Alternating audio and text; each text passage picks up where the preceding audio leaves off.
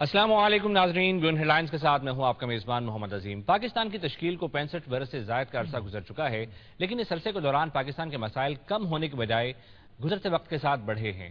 اگر کرپشن کی صورتحال دیکھی جائے تو یہ اس وقت اپنے عروج پر ہے۔ امن و امان کی صورتحال پاکستان کی تاریخ میں اپنی ابتر صورت میں اس وقت ہمارے سامنے ہے۔ دیگر اگر مسائل کی جانب توجہ دی جائے تو کوئی بھی معاملہ اگر اٹھایا جائے، دیکھا جائے، پرکھا جائے تو وہ بہتری کی طرف جانے کے بجائے ابتری کی طرف جا رہا ہے۔ پاکستان جسے ایک ویلفیئر سٹیٹ بننا تھا، ایک عام آدمی کے مسئلے کو حل کرنا تھا، یہ ویلفیئر سٹیٹ 65 برسوں میں ایک عام آدمی کا مسئلہ حل کیوں نہیں کر پائی ہے؟ اس سوال کا جواب آج کے پروگرام میں ہم تلاش کرنے کی کوشش کریں گے۔ ہمیں جوائن کیا ہے پروفیسر ڈاکٹر مبارک حیدر صاحب نے۔ آپ ایک ایمیننٹ اسکالر ہیں، رائٹر ہیں، تھنکر ہیں، سائنٹسٹ ہیں۔ پروفیسر صاحب آپ کو خوش آمدید کہتے ہیں بیون ہیڈ لائنز میں۔ Justice retired doctor Javed Iqbal صاحب آج کے اس پروگرام میں ہمارے ساتھ موجود ہیں۔ آپ ماہر آئین و قانون ہیں۔ پروفیسر مبارک حیدر صاحب، 65 برس گزر گئے، ارتقائی منازل طے ہوئیں، لیکن مسائل کم ہونے کے بجائے بڑھے ہیں، وجہ کیا ہے؟ وجہ تو اس کے پیچھے بہت تاریخ میں جائیں گے تو بہت سی باتیں ہیں۔ میرے خیال میں جو بر صغیر ہند میں ہمارا 700 سال کا ورثہ ہے، اس میں ایک دو باتیں بڑی امپارٹنٹ ہیں جو ابھی تک لنگر کر رہی ہیں ہماری مینٹیلٹی میں۔ ایک تو ہے کہ ہمارا جو تھا فیوڈل یا ایرسٹوکریٹک جو ایلیٹ ہے اس کا رول تھا، نیچرلی میڈیول پیریڈز میں انہی کا رول ہوتا ہے۔ اور دوسرا تھا کہ ہمارا زیادہ تر جو انحصار تھا وہ آرمیز پر تھا، فائٹنگ آرم ہمارا جو بھی تھا سارے دور میں وہ ڈومیننٹ رول پلے کرتا تھا۔ تو یہ جو دو رول ہیں اس میں ہمارا، اور تیسرا تھا دینی طبقے کا جو ڈومیننس تھا۔ ان تین طبقات کی جو سپریمیسی ہے وہ پاکستان بننے میں بھی اس کا بڑا رول تھا، اور اسی کے وہ کنٹینیو کرتی رہی ہے۔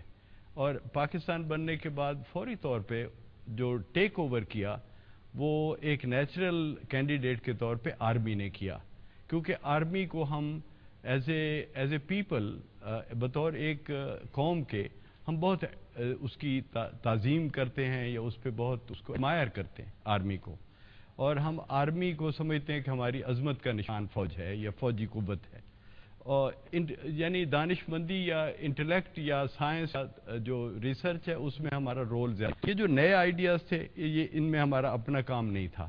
پھر میں تھوڑا اور ایڈ یہ کروں گا کہ جو یہ نظریات سارے کے سارے ہمارے لیے قابل تعظیم ہونے کی بجائے قابل نفرت تھے، اس لیے کہ یہ ایک ایسی طاقت کی طرف سے آ رہے تھے جس نے ہم سے اقتدار لیا تھا ساری دنیا میں، نہ صرف ہندوستان بر صغیر میں بلکہ ساری دنیا میں۔ جس طاقت نے اوورٹیک کیا مسلمانوں سے، جو لے لیا اقتدار، وہ تھی وہ طاقت جو رینائسنس یا انلائٹنمنٹ کے بعد یہ نظریات دے رہی تھی جمہوریت کے۔ ہمارے ہاں جمہوریت کی تعظیم نہیں تھی، ہمارے بڑے رہنماؤں اور مفکروں نے بھی، حتیٰ کہ علامہ صاحب نے بھی اس کی تعظیم نہیں کی جمہوریت کی، انہوں نے اس کو تنقید کا نشانہ زیادہ رکھا، اور اس پہ ہمارا اعتماد نہیں تھا جمہوریت پہ۔ تو ایک فطری بات ہے کہ اگر فوج کے اوپر بہت انحصار ہے، اگر اشرافیہ ہماری پاکستان بنانے میں نمبر 1 اس کا رول ہے، اور پھر ہم تعظیم نہیں کرتے ان نظریات کی جو دنیا نے نئے سیکھے ہیں انڈسٹریل ڈیموکریسی کے، تو قدرتی بات ہے کہ ہم ان طبقات کو ہی سربراہ مانیں گے جو سربراہ چلے آ رہے ہیں پچھلے 60-65 برس میں۔ جسٹس جاوید اقبال صاحب، جمہوریت کی تعظیم کی جاتی تو پاکستان کی آج کی شکل مختلف ہوتی؟ آپ کہہ سکتے ہیں، لیکن دیکھیے جہاں تک تاریخ کا تعلق ہے اس میں میرے خیال میں تو جس طرح آمریت کسی قوم کی تباہی کا باعث بن سکتی ہے، اسی طرح جمہوریت بھی بن سکتی ہے۔ جمہوریت کے لیے تو یو ہیو ٹو ہیو ایسی آپ کے عوام ایسے ہوں جو کہ ان کو باخبر ہوں، یعنی دے آر ایجوکیٹڈ انف کہ وہ سوچ سکیں کہ کس کو کون مستحق ہے جو کہ ان کا لیڈر بنے۔ یہاں پہ یہ تو درست ہے کہ اپنے طرف سے تو یہ جو بھی تحریک فکر کی چلی ہے اس کی بنیاد تو میں سمجھتا ہوں کہ ایک طرح سے شاہ ولی اللہ نے ہی رکھ دی تھی، جب اس نے یہ خیال پیش کیا کہ تقلید کی بجائے آپ اجتہاد کا رستہ یا اس نے اجتہاد کی اصطلاح تو استعمال نہیں کی، مگر یہ کانسیپٹ پیش کیا کہ تقلید کی بجائے آپ جو 4 مدرسہ کم از کم سنیوں کے 4 مدرسہ فقہ ہیں، مدرسہ ہائے فقہ، ان میں سے جو آسان رستہ ہے وہ قبول کر لی، سنیوں کو یہ مشورہ دیا، لیکن اپیرنٹلی آن دیٹ بیسس وہ بھی کامیاب صورت نہ رہی۔ بعد میں اگر فرض کیجئے یہ نئے خیالات کو اپنانے کی ترغیب دی ہے وہ تو سر سید نے دی ہے، اور سر سید ہی نے یہ محسوس کیا کہ اگر ہندوستان میں برطانیہ نے جمہوریت کے عین مطابق اصلاحات نافذ کی تو مسلمان خسارے میں رہے گا، بشرطے کہ ہندو جو ہیں وہ اگری کر جائیں شیئرنگ پاور ایکولی، جو کہ ممکن نہیں تھا چونکہ وہ اکثریت میں تھے اوورال۔ لیکن آگے جو ایک قدم آگے جانا ہے وہ تو سر سید کے تصور سے یہی ہے کہ یہ تو آپ نے درست فرمایا کہ جمہوریت ہمیں سوٹ نہیں کرتی، اگر جمہوریت پرنسپل جمہوریت کے ہندوستان میں انگریز نافذ کرتا ہے، لیکن دیر آر اسپیسیفک ٹیریٹریز، بعض خطے ایسے ہیں جہاں پہ مسلمانوں کی اکثریت ہے، اور اس لیے وہ اکثریت جہاں پہ بھی ان کی ہے وہاں ان علاقوں میں they can claim their right of self determination. تو اسی بنا پر پھر یہ آگے جا کے یہی تھاٹ ڈیولپ ہوا ہے۔ پہلے تو آپ دیکھ لیں، اپنی مسلمانوں کی تاریخ دیکھ لیں، پہلے تو انہوں نے ابتدا اپنی کی جس کو تحریک مجاہدین کہتے ہیں، جنہوں نے کہہ دیا تھا کہ ہندوستان دارالحرب بن چکا ہے اور مسلمان کے لیے 2 ہی چوائسز ہیں، یا ہجرت کر جائے یا جہاد کرے۔ جہاد کیا، ہجرت نہیں کی، جہاد کیا اور انگریز سے بری طرح مار کھائی۔ اور اس کے بعد دوسری تحریک جو ہم نے چلائی وہ خلافت تحریک تھی، اور خلافت تحریک بھی پریپاسٹرس تھی کہ انگریز کو پرسویڈ کیا جائے کہ وہ ترکی کے خلیفے کو برقرار رکھے کیونکہ ہمارے نکاح باطل ہو جائیں گے۔ یہ ہمارے علماء جو تھے دیوبند کے ان کے فتوے تھے، تو وہ بھی تحریک ایک طرح سے ناکام ہوئی۔ یہ دونوں تحریکیں جو ناکام ہوئیں یہ تقلیدی نوعیت کی تحریکیں تھیں میری نگاہ میں، میں سمجھتا ہوں کہ یہ تقلیدی اسلام تھا جس کی بنیاد پر یہ دونوں تحریکیں ناکام ہوئیں۔ لیکن جہاں تک پاکستان کی تحریک کا تعلق ہے یہ بھی اسلام کے نام پر چلی، لیکن یہ اجتہادی سوچ تھی اس کے پس منظر میں، کیونکہ انہوں نے نیشنلزم یا نیشنلٹی کا جو سیکولر تصور ویسٹ کا ہے اس کو اسلامائز کیا، کیونکہ ویسٹ کا تو کانسیپٹ نیشن کا یہی ہے کہ اگر فرض کیجئے آپ کی علاقہ کامن ہے، زبان کامن ہے، یا رنگ کامن ہے، یا نسل کامن ہے تو یو کانسٹیٹیوٹ اے نیشن، یہ تصور ہے۔ تو یہ کہہ لیجئے علی گڑھ یہ اسکول سے اور پھر اقبال تک پہنچتے ہوئے شبلی اور دوسرے لوگوں سے ہوتے ہوئے اس نے یہ شکل اختیار کی کہ why not a nation can be created on the basis of a common spiritual aspiration. آپ عقیدے کی بنیاد پر اقبال صاحب، مغرب اور قوم، مغرب اور اسلام دونوں کا قوم کے متعلق تصور ایک ہی ہے؟ یہ تو میں نہیں کہوں گا کہ قوم کا تصور ایک ہی ہے۔ مغرب کا تصور قوم کا جو ہے وہ سیکولر ہے، اور ہمارا جو تصور قومیت کا ہے وہ اسپریچول ہے، آپ کہہ سکتے ہو، کیونکہ اس کا بیسس دیکھیے، یہ مثال لیتے ہیں حضور کی صلی اللہ علیہ وسلم کی، کہ جس وقت انہوں نے مہاجرین کو انصار کے ساتھ منسلک کر کے امت یا ملت قائم کی، that is the basis of what you call مدینے کی اسٹیٹ جو تھی اس کا یہ بیسس تھا۔ اور پھر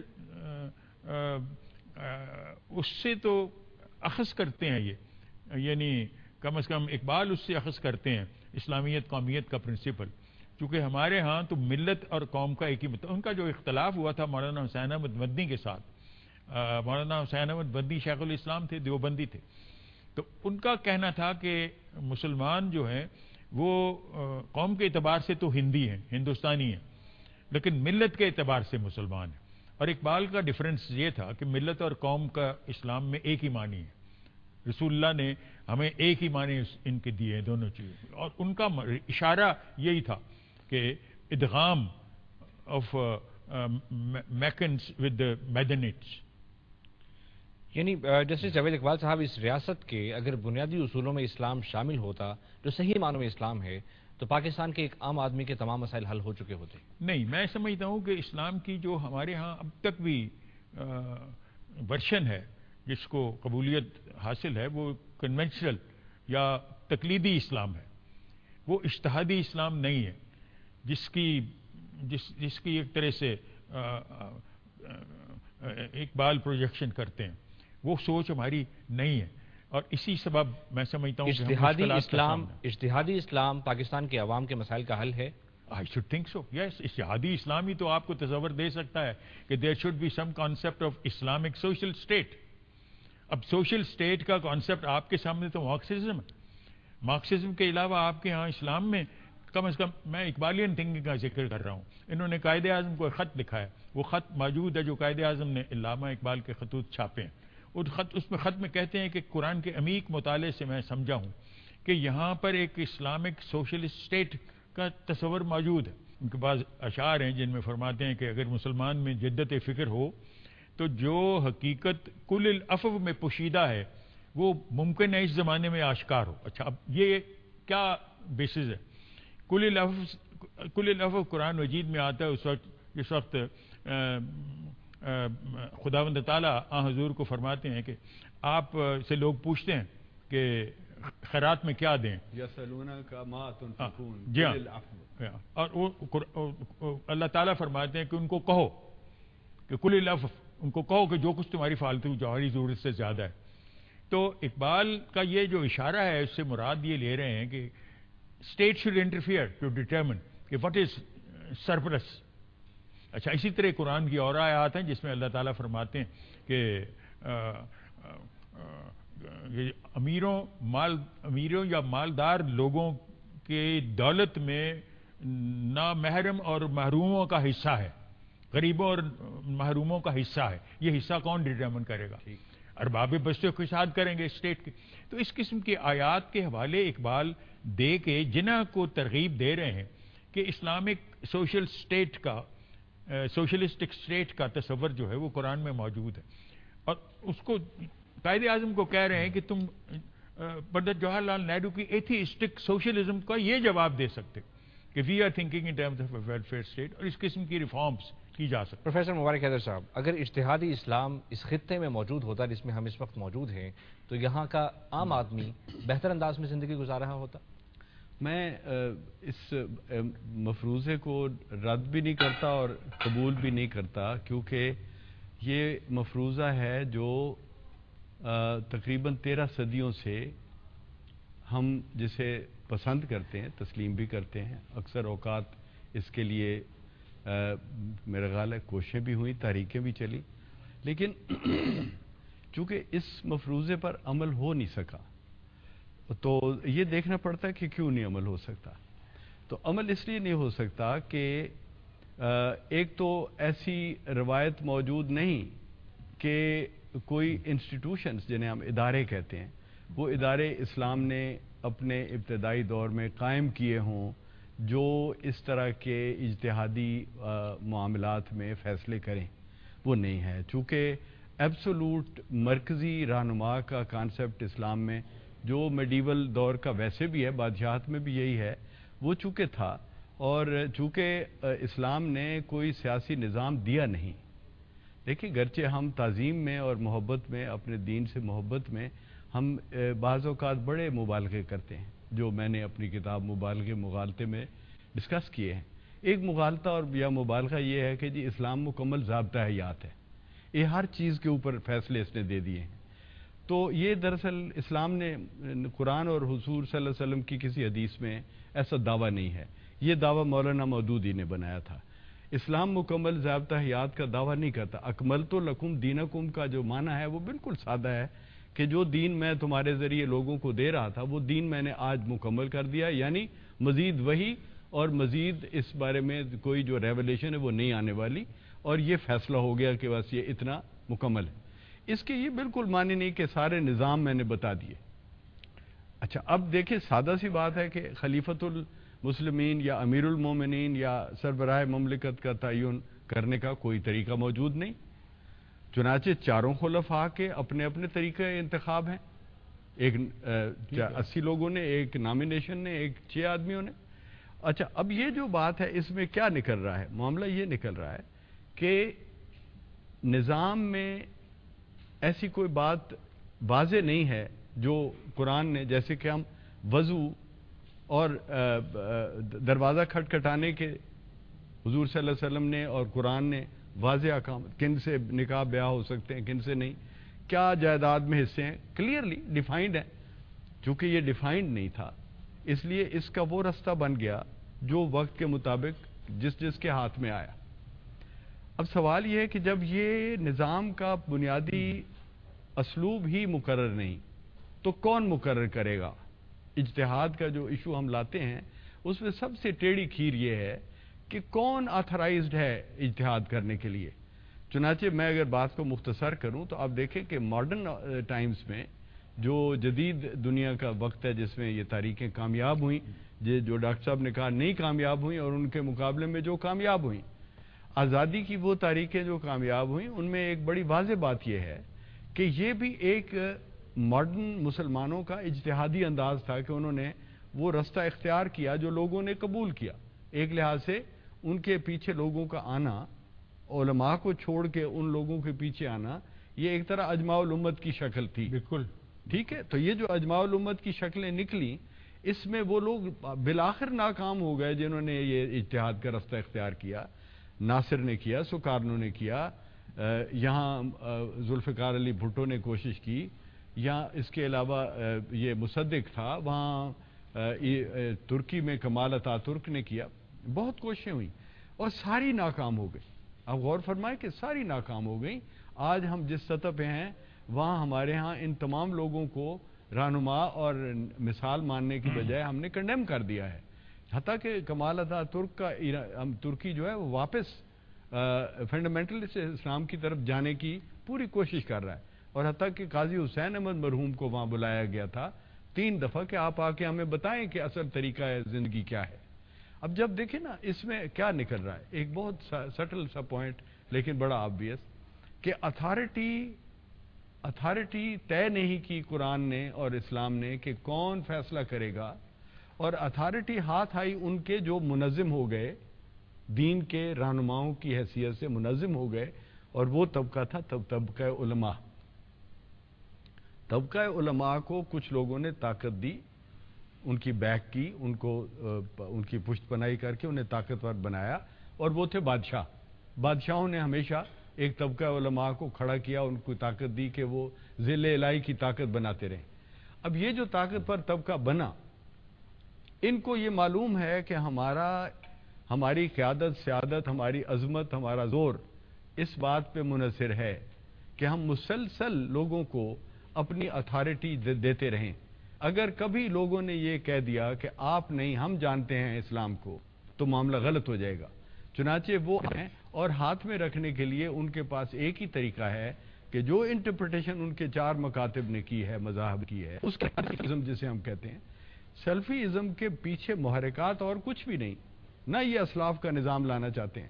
ان کے پیچھے صرف ایک ہے کہ اسلاف کی بنائی ہوئی حدود کے ہم محافظ ہیں، اور ہم ان حدود سے باہر نہیں نکلنے دیں گے مسلمانوں کو. اگر کوئی ایفرٹ کرے گا تو اس کو فوری طور پر کسی نہ کسی بہانے سے آئسولیٹ کر دیں گے اور پھر مار دیں گے.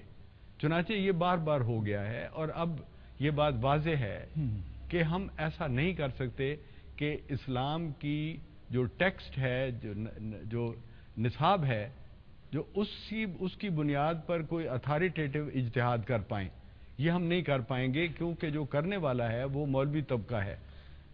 اور اس کے پیچھے اب آگے ایک اور چیز آ گئی ہے جو بڑی ڈینجرس ہے، کہ اب عرب اپنے ازسر نو خلافت قائم کرنے کے چکر میں اس پہ بہت انویسٹ کر رہے ہیں، اور بڑے برے طریقے سے انویسٹ کر رہے ہیں. اتنا ریٹروگریسو موٹیو ہے ان کا کہ وہ مسلمانوں کو ابھی بھی مدینہ یونیورسٹی میں یہ پڑھا رہے ہیں کہ کائنات جو ہے، وہ جو ہمارا کرۂ ارض ہے، یہ سورج کے گرد نہیں گھومتا، یہ کرۂ ارض ہے جس کے گرد سورج اور ستارے گھومتے ہیں.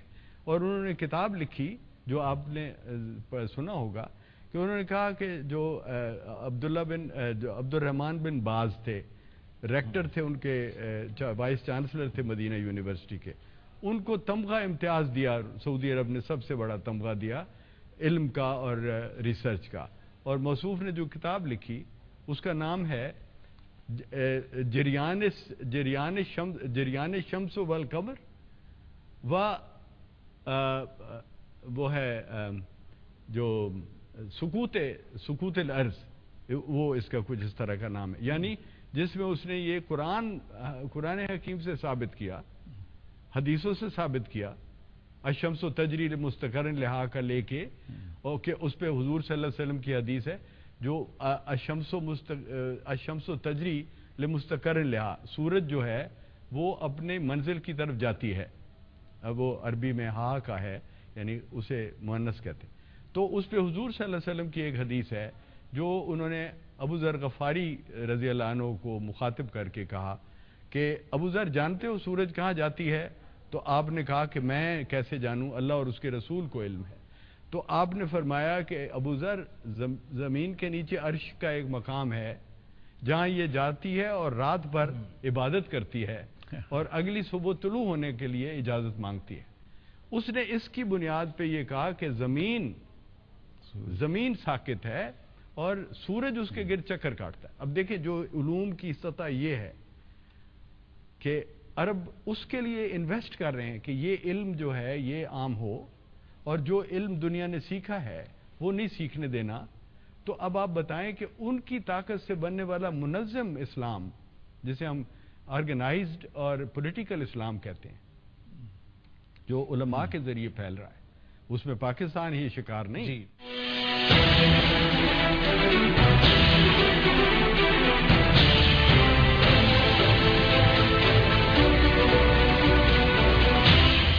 The future comes quicker to those who speed up. Study at the University of South Asia with more than 30 degree programs in business, engineering, computer sciences, health sciences, art and fashion, law, humanities and social sciences, and accountancy. Structured to empower you. Your degree from the University of South Asia is guaranteed to put you on the fast track to success. For more information, visit www.usa.edu.pk.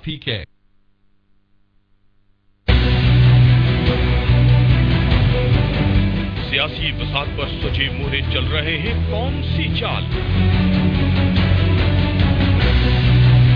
بارود سے جلتے شہروں کے باسیوں کا کیا ہے حال؟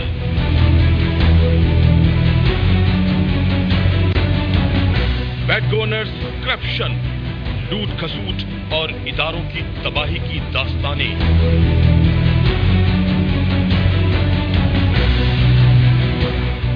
اونچے ایوانوں کے پیچھے ہونے والے ملک اور قوم کی تقدیر کے فیصلے۔ خبر سے حقیقت تک جانیے نیوز نائٹ ود نیلم نواب میں، پیر سے جمعرات رات 8:05 پر صرف دی نیوز پر۔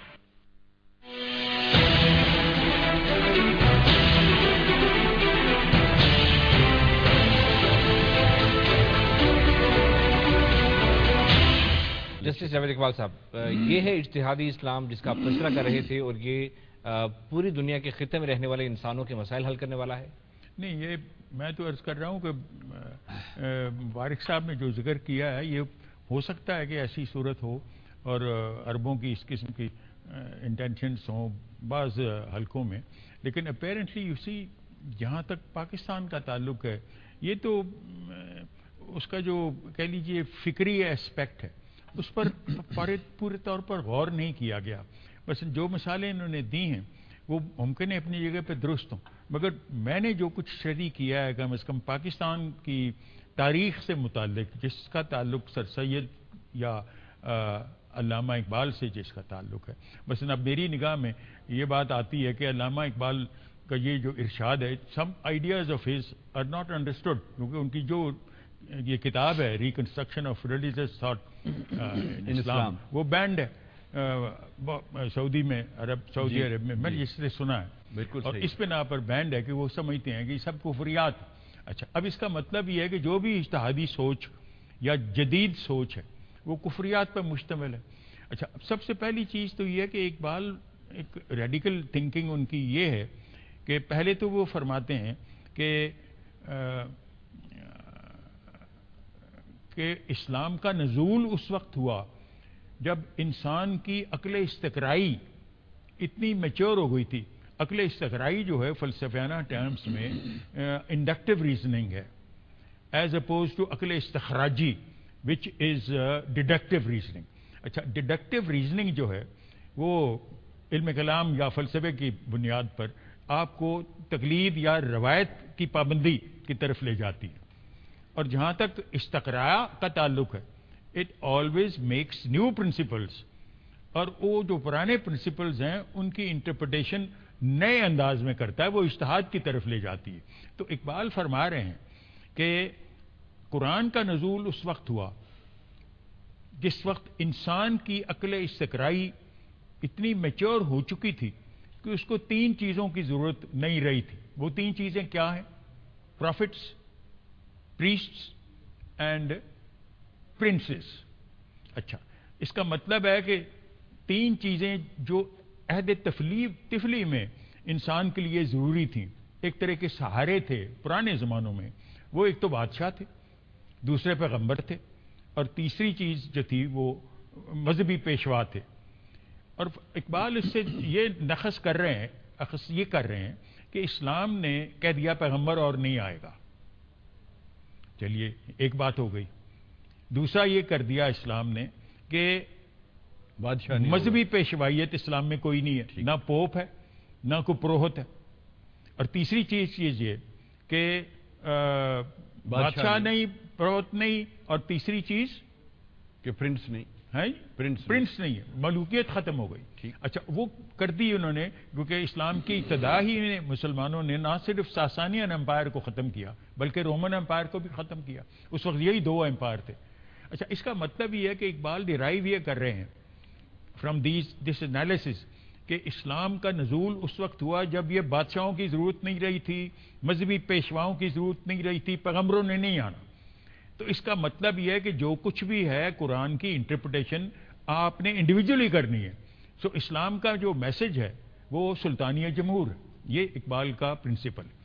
جب ان کو علی گڑھ کے طالب علموں نے یہ سوال کیا کہ آپ نے تو جمہوریت کے خلاف بہت ساری ارشاد فرما رکھے ہیں, تو انہوں نے ان کو جواب دیا تھا کہ انسان کا بنایا ہوا کوئی بھی نظام کامل نہیں ہے, لیکن جہاں تک قرآن مجید کا تعلق ہے وہ آمریت اور ملوکیت کو ہر صورت میں نفی کرتا ہے. اور مثال انہوں نے پرنسپل کی جو دی وہ شورا بینہم کا تصور ہے. سو ہی لیز از ایمفیسس آن شورا بینہم, اور شورا بینہم کے تحت جو خوارج کا ویو پوائنٹ ہے, یہ وہ لوگ ہیں, یہ ایک طبقہ فکر ہے جس کو اسلام سے علیحدہ کر دیا گیا. جسٹس جاوید اقبال صاحب, اقبال کے نظریے کے مطابق مذہب فرد کا معاملہ ہے, ریاست کا معاملہ نہیں ہے. ریاست کا معاملہ ہو جاتا ہے نا جب فرد نے ریاست قائم کرنی ہے. ریاست تو افراد نے قائم کرنا ہے, اور ان افراد میں مختلف مذاہب سے تعلق رکھنے والے افراد بھی تو ہو سکتے ہیں. ٹھیک ہے, ہو سکتے ہیں. اسی لیے اقبال کہتا ہے کہ جہاں تک توحید کے معنی ہیں انسانی یکجہتی, انسانی مساوات اور انسانی آزادی. اچھا, اب جب یہ ہیومنزم کو بیچ میں اسلام میں لے آتے ہیں تو وہ کہتے ہیں کہ پرپز ہی اسلام کا unlike other religions it's humanistic. اچھا, اس پہ دوسرے مذہب بھی آ جاتے ہیں. تبھی تو علامہ اقبال کا جو وہ معروف شعر ہے, اگر ہو عشق تو ہے کفر بھی مسلمانی, نہ ہو تو مرد مسلمان بھی کافر و زندیق. تو اس کے یہی معنی ہے کہ کافر بھی تو اللہ تعالیٰ کی ہی مخلوق ہیں, خواہ وہ کافر ہوں, اہل کتاب نہ بھی ہوں یا مثل اہل کتاب نہ ہوں. تو یہ تو سارے تصورات جو ہیں, میں تو یہ عرض کر رہا ہوں کہ اجتہادی سوچ ہے ساری, اس کی طرف ہم گئے ہی نہیں. اور ہم ان کو معتوب اس لیے قرار دیتے ہیں بیکاز جو کنونشنل سوچ ہے یہ اس سے اختلاف ہے, اور اسی بنیاد پر یہ ملک وجود میں آیا ہے. یہ تو اجتہادی سوچ رکھے گا تو آگے چل سکتا ہے.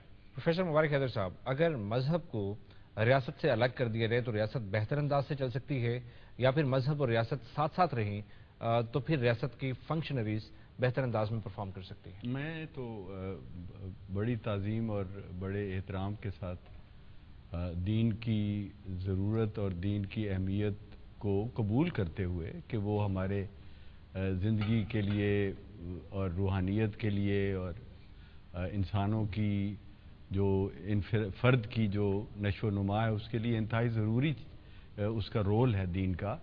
किसी भी जो भी लोग मज़हब को मानते हैं उनके अपने अपने मज़हब में उनके लिए हदायत है, और वो मैं बिल्कुल इस बात का बड़े अदब से ये कायल हूँ कि किसी को इख्तियार नहीं कि दूसरों को वो मार के और जबर करके फतह करके अपने दीन के मातहत करे।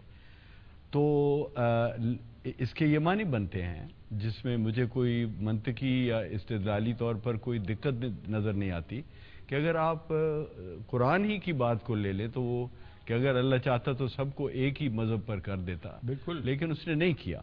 तो यानी ये तो ऐसा इस्तिदलाल है जो मैं आजकल जो मैं 4 ब्लॉग्स मेरे आ रहे हैं वो इसी मौजू पे हैं, और मैं ये इनवाइट करूँगा कि उन्हें आप पढ़ के अपनी राय दें।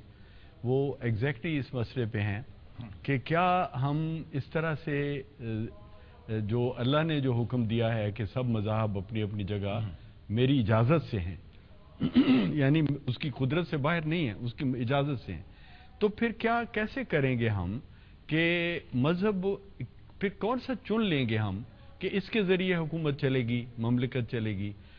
वक्त के मुताबिक एक दौर था जब ये ठीक रहा, ज़रूरी नहीं कि वो हुजूर सल्लल्लाहु अलैहि वसल्लम की अपनी कोई उसमें ख्वाहिश हो के ये ऐसे चले, मुमकिन है कि वक्त के मुताबिक ऐसा हुआ हो। अब ये है कि इस वक्त के मुताबिक ये हो नहीं सकता कि एक मज़हब दुनिया पे हुकूमत करे। दुनिया अब एक हो गई ना, अब आप इतनी बुरी तरह आपका रोज़ाना का कांटेक्ट है कि आप तो एक लम्हे के लिए एक दूसरे से गाफिल नहीं।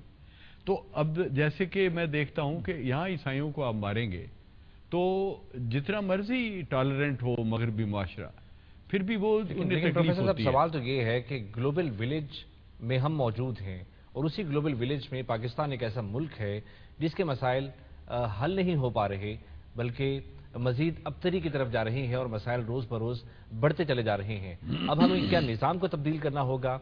जो गलती हमने 1947 में कर ली थी उस गलती को सुधारना होगा, या फिर वो हमने सही किया था और उन्हीं उसूलों पर अमल दरामद करना होगा? हाँ, मुझे वो बात मुकम्मल करने दें। मैं ये कह रहा हूँ कि ये मुमकिन नहीं है कि आप किसी एक मज़हब की जो वो है फ़ौक़ियत या गलबा, उस गलबे की हालत में दूसरी कौमों को या दूसरे मज़हब को रखें। तो इसके लिए ज़रूरी हो गया है कि जिसे सेकुलर के लफ्ज़ से तो एलर्जी है ना हमारे, और वो दरअसल लोगों को पता, उलमा जो इसके ऊपर इतने खफा होते हैं वो ये नहीं कि जाहिल हैं, उन्हें पता है इसके मानी ये नहीं है, लादीनियत इसके मानी नहीं है, मगर उन्होंने कर दिए इसके माने लादीनियत। सेकुलर के माने तो सिर्फ ये है कि इंसानों को भी अपना रोल प्ले करना है, यानी जो रेवलेशन है वो अपनी उसकी हैसियत अव्वल और फायक है, लेकिन लोगों के पास, इंसानों के पास भी अकल है जिसका इत्तेहाद, जिसका एक इजहार है। तो लोग अपने इल्म से और अपने तरीके से भी फैसले करें, तो ये है सेकुलरिज्म। और इसके बगैर आपके और दुनिया के किसी भी मुल्क में अमन कायम नहीं हो सकता। तो मैं इस जो आपने अब दूसरा सवाल उठाया कि क्या हमारे मसाइल के हल में वो निज़ाम जिसका हमने पाकिस्तान बनते वक्त शुरू कर लिया था वो काम देगा या हमें कुछ और सोचना है, उसका फिर ये इसी में जवाब है कि अगर हमने ये सोच लिया था कि हम मौलाना मोदी को या किसी और ये आलिम को या किसी मजहबी जमात को फ़ौक़ियत दे देंगे, तो वो तो आप चला नहीं सकते। अगर आज भी आप दे दें कैंडिडेट तो फिर तालिबान हैं, क्योंकि वो तो प्रैक्टिकल फाइटर्स हैं। तो जो लोग बैठ के बातें कर रहे हैं जिनको लोगों ने कभी उनको लोग रद्द कर देंगे, मुस्तरद कर देंगे। फिर रह जाते हैं वो जो फाइटिंग फोर्स है, फिर हम उनके सुपुर्द कर दें और हम समझते हैं कि वो हमारे मामलात का हल कर देंगे। तो आप जानते हैं कि उनके पास कुछ हल नहीं है। फिर हल आएगा इंसान की इज्तिमाई अकल से, और इज्तिमाई अकल पाकिस्तान के अपने लोगों की भी है और पूरे आलमी बिरादरी की भी है। और मैं ये आखिरी बात इसमें ये ऐड करूंगा कि वर्षा नहीं है इल्म किसी का, इल्म सारी दुनिया का वर्षा है। और मुसलमान को तो बहुत ख़ास तौर पे कहा गया कि अल हिकमत ज़ालतुल मोमिन, कि ये जो अक्लमंदी है, दानिश है, ये तो मोमिन की गुमशुदा एक मीरा चीज़ है, जो वो जहाँ पाए वो उसको ले ले। तो दुनिया के इल्म को हम कैसे रद्द कर दें ये कह के कि ये काफरों का इल्म है? इल्म तो इल्म है और वो लेना चाहिए। यानी जस्टिस जावेद इकबाल साहब, अगर इस्लाम इस मामले में खामोश है कि इज्तमाइयत में या इज्तमाई दानिश में हम किस तरह से फैसले कर सकते हैं या फिर अथॉरिटी किसको होना चाहिए, तो फिर मगरिब या किसी भी मुल्क के किसी भी फिलोसोफर के बनाए हुए ऐसे कानून को हमें अपना लेना चाहिए جو پاکستان اور اس کے گرد و نواح میں بسنے والے خطے کے زیادہ انسانوں کے لیے سود مند ہے؟ دیکھیے اصل میں بات ساری مبارک صاحب نے درست کہا ہے سیکولرزم کے متعلق. سیکولرزم کے معنی ہمارے بزرگوں نے یا علماء حضرات نے لادینیت کی ہے. یہ غلط ہے، کیونکہ اگر فرضیہ لادینیت ہی سیکولرزم ہوتی تو پاکستان بنانے کی ضرورت ہی نہیں تھی. اگر ہندوستان واقعی سیکولر ہوتا تو there was no need of creating Pakistan. Partition کی ضرورت نہیں تھی. سیکولر کوئی بھی ملک نہیں ہے، سارے اپنے اپنے عقیدے کے مطابق. اگر یورپین یونین سیکولر ہے تو فرانس کا جو پریزیڈنٹ ہے وہ ترکی کو اس میں شامل کرنے کے بارے میں یہ کیوں کہے کہ اٹس اے کرسچن کلب اور صرف کرسچنز ہی اس میں شامل ہو سکتے ہیں؟ اس لیے یہ ساری ہماری اپنی قصور ہے، اور قصور آ جا کے وہی تقلیدی سوچ اس کا نتیجہ نکلتا ہے. اگر علامہ صاحب نے فرمایا کہ 3 ہیں جو ہمارے زوال کے باعث ہیں، 3 وجوہات. ایک وہ ملوکیت کو قرار دیتے ہیں، دوسری ملائیت کو، اور تیسری خانقاہیت کو. اچھا اب جانتے ہیں آپ کہ ہم ابھی تک ان 3 مشکلات سے باہر نہیں نکل پائے، باوجود اس کے کہ ہمیں یہ ترغیب دی گئی ہے. ہمارے ہاں بھی تھنکنگ ریولوشنری ہے، ریڈیکل ہے، اور میں تو سر سید کو بھی ریڈیکل کہتا ہوں، the first radical which Indian Islam has produced. تو اب حقیقت یہی ہے کہ یہ سارے ایک طرح سے ان کی سوچ ریڈیکل ہے بڑی، جبھی وہ قابل قبول نہیں ہے ہمارے علماء حضرات کو. اگر آپ کسی طرح عوام نے، یعنی ایک طرح کے جس طرح آپ نے کہا کہ اجماع عامہ کی صورت میں اجتہاد کے طور پر یہ ملک حاصل کیا، علماء حضرات تو ہمیشہ اس کے خلاف رہے ہیں. تو ابھی تک وہ خلاف رہنے کی تو ایک طرح سے بدلہ ہے یہ طالبان کا قبول کرنا.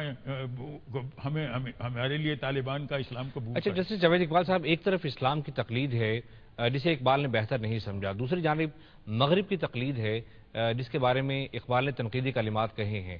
انڈیجنس وزڈم کہاں ہے جو اس خطے میں بسنے والے انسان اپنے لیے کولیکٹیولی کچھ پروڈیوس کر سکیں جو ان سب کے لیے بہتر ہو؟ ہم نے جو ہمارے کہہ لیجئے یہ سر سید سے لے کے اقبال تک جو ہم نے شخصیات پیدا کی ہیں، ان کے جو فکر ہے، ان کا تھاٹ جو ہے، اسے صحیح طور پر نہیں سمجھا گیا. میرا اپنا جو بھی اس معاملے میں تحقیق ہے، ریسرچ ہے، اس پہ میں تو اسی نتیجے میں پہنچا ہوں کہ اگر ہم وہ ماڈل کو قبول کر لیں جو ان کے ذہن میں تھا تو this would be a revolutionary state. اس کا سوشل سٹرکچر مختلف ہو جائے گا، اس میں بہت ساری چیزیں جو ہیں وہ مختلف ہو جائیں گی. اور اس میں جس طرح آپ نے اشارہ کیا ہے کہ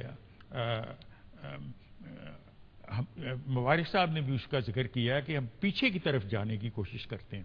جس وقت بھی کوئی اس قسم کا معاملہ ہو تو سوچ اس طرح پیچھے کی طرف جاتی ہے. تو دیکھیے ویسٹ کا چہرہ کیوں مڑا ہے جدیدیت کی طرف یا کال اٹ ماڈرنٹی؟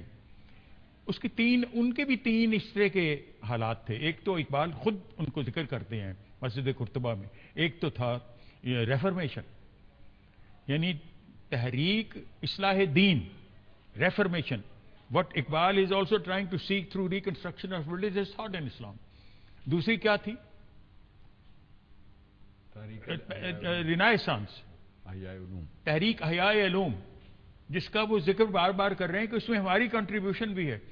کوئی بھی سائنٹسٹ لے لو ان کی ماڈرنٹی میں جن پہ تحقیق ہوئی ہے، اس میں کئی مسلمانوں کے نام آتے ہیں. ابن باجہ کا نام ایویمپس، ابن رشد کا نام ایویرویس. یہ سارے ہماری بھی کنٹریبیوشن.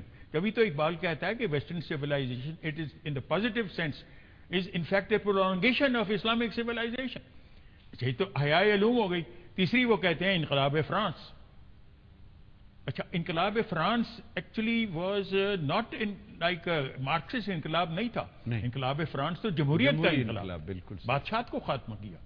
تو یہی وہ تینوں چیزیں جو ہیں ان سے یورپ کا چہرہ بدل گیا، اور یورپ اس راستے پہ آ گیا جس پر اقبال بھی مسلمانوں کو لانا چاہ رہے ہیں. جبھی تو وہ کہہ رہے ہیں کہ ویسٹرن سویلائزیشن کی جو پازیٹیو ویلیوز ہیں وہ اسلام ہی کی پرولنگیشن ہے. This is what Islam would have like to be.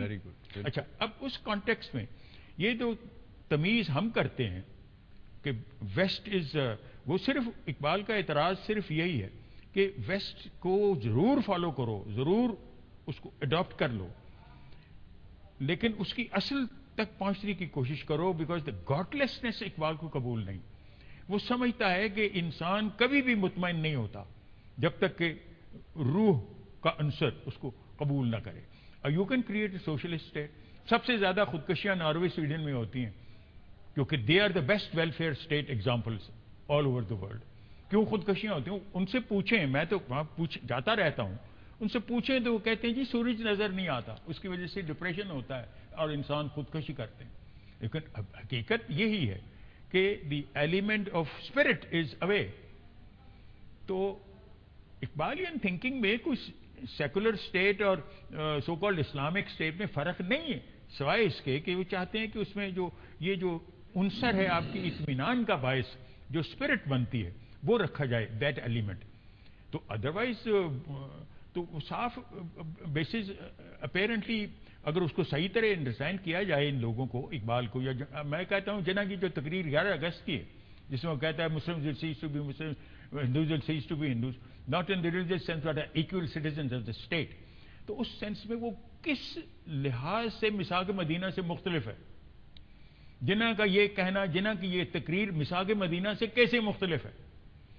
میثاق مدینہ کو سمجھو تو صحیح, اس کو اسٹڈی کرنے کی کوشش تو کرو. علماء تو کہہ دیتے ہیں نا کہ کوئی یہودیوں نے اس کی مخالفت کر دی, وہ ختم ہو گیا, لیکن حضور کی کوشش تو تھی ٹھیک ایک نیا معاشرہ قائم کرنے کی, اور یہ معاشرہ سیکولر تھا.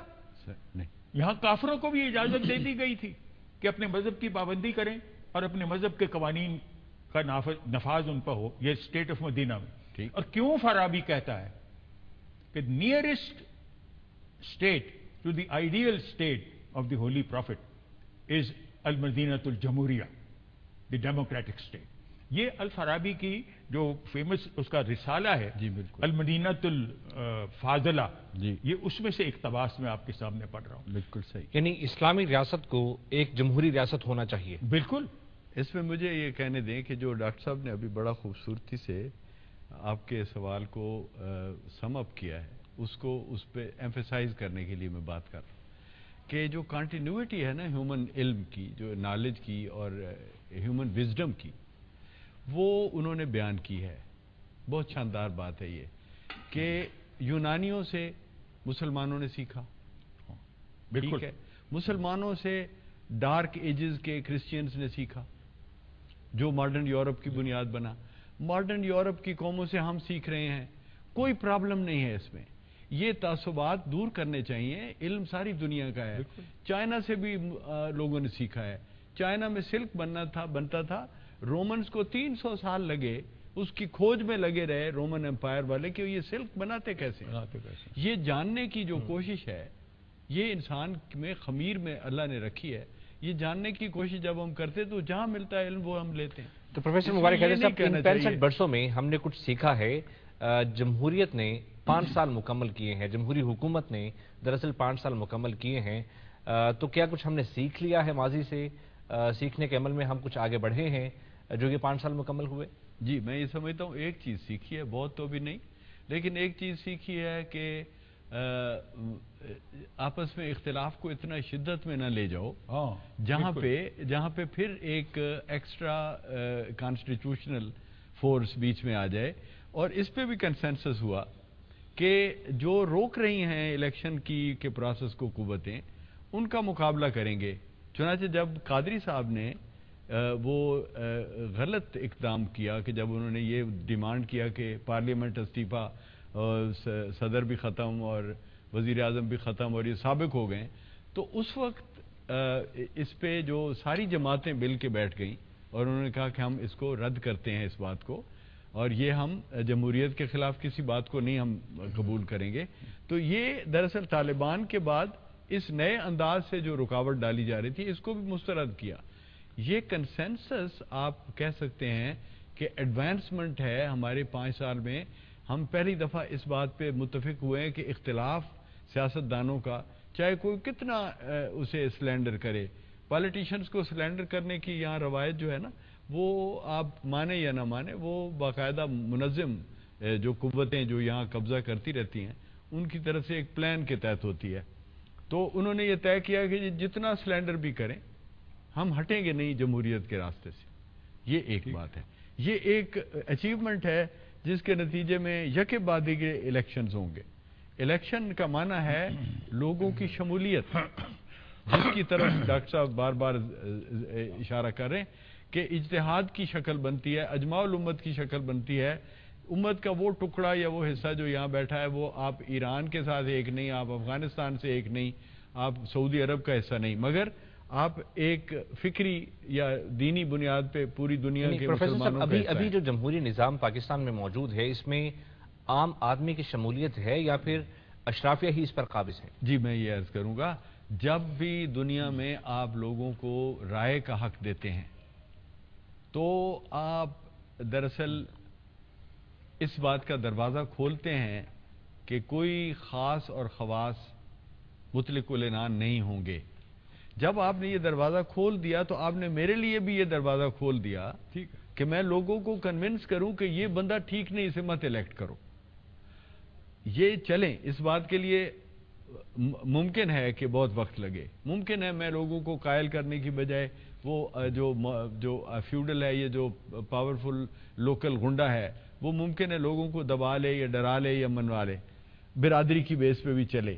کب تک یہ جو مجھے رائٹ آپ نے دیا ہے کہ میں کنونس کروں، اور لوگوں کو حق ہے کہ وہ کنونس ہوں، اور کنونس ہونے کے بعد خاموشی سے اپنی رائے دیں، یہ بہت بڑا ایک پوائنٹ ہے جس کو توجہ دیں۔ جمہوری حکومت کے 5 سال مکمل کرنا مسائل کے حل کی طرف پہلا قدم ہے؟ جی پہلا قدم ہے، یہ ابھی بالکل پہلا قدم ہے، اس میں قطعاً ایسا نہیں ہے، کیونکہ ڈیلیورنس کا جو ایک پہلو ہے، گڈ گورننس کا پہلو ہے، وہ انتہائی ناقص رہا، اور یہ ناقص ہونے کی بھی وجوہات آپ کو ریسرچ کرنی چاہیے، سب لوگوں کو ریسرچ کرنی چاہیے کہ اس کے پیچھے بھی خالصتاً سیاستدانوں کی نااہلی نہیں ہے، میں ایمفیسائز کرتا ہوں، خالصتاً نااہلی نہیں ہے، اس میں بہت روڑے ہیں جو اٹکائے ہوئے ہیں، لیکن اس کے باوجود ہم یہ سمجھتے ہیں کہ یہ روڑے ہٹ جائیں گے اگر ہم کنسسٹنٹلی عوام کی رائے کو بیچ میں لاتے رہیں، عوام کو یہ رائٹ دینا اور عوام کو کنونس کرنا، یہ ایک رستہ ہے جس میں اجتماعی علم اور دانش پیدا ہوتی ہے۔ وہ اجتماعی دانش آپ اور میں بھی پیدا کرتے ہیں، لیکن لوگ خود بھی پیدا کرتے ہیں۔ پروفیسر صاحب، اجتماعی دانش کی راہ میں اب کوئی رکاوٹ تو نہیں آئے گی؟ ضرور آئے گی، میں بار بار یہ وارن کر رہا ہوں اشارتاً کہ آئے گی، لیکن آپ نے اور میں نے اور ملک کے سیاستدانوں نے اور جو الحمدللہ جسے کہنا چاہیے دنیا کی جو یہ یکجہتی ہے جس میں دنیا ہر وقت ایک دوسرے کو سپروائز کر رہی ہے، یہ ایک بہت بڑا ایک پنچایت لگی ہوئی ہے دنیا کی، جس میں وہ آپ کو کچھ بھی نہ کہے تو صرف دیکھتے ہیں آپ کی طرف تو آپ کو حیا آتی ہے کہ اتنے لوگ مجھے دیکھ رہے ہیں۔ تو یہ جو معاملات ہیں یہ اتنے ایزی نہیں رہے، جو 10 سال پہلے تھے وہ اب نہیں رہے، جو 50 سال پہلے تھے وہ نہیں رہے، جو ایون پچھلے مہینے تھے وہ آج نہیں رہے۔ یہ مسلسل تبدیلی کا دور ہے جس میں آپ یہ یقین سے کہہ سکتے ہیں کہ جو سینہ زوری سے دخل دینے والی قوتیں ہیں، وہ چاہے امریکہ کیوں نہ ہو، اس کے لیے رستے تنگ ہوتے جا رہے ہیں۔ یہ ممکن نہیں ہے کہ وہ اتنے دھڑلے سے مداخلت کریں، چاہے وہ سپر پاورز ہوں، چاہے وہ پاکستان آرمی ہو، وہ لوگوں کی زندگیوں میں دھڑلے سے دخل نہیں دے سکیں گے۔ اچھا جسٹس جاوید اقبال صاحب، یہ بات تو طے ہے کہ قوموں کی زندگی میں 60-65 برس لمحے ہوا کرتے ہیں، ابھی مزید کتنے لمحے ہمیں گزارنا ہے جب یہ جمہور مضبوط ہوگا اور ایک عام آدمی کا مسئلہ حل ہوگا؟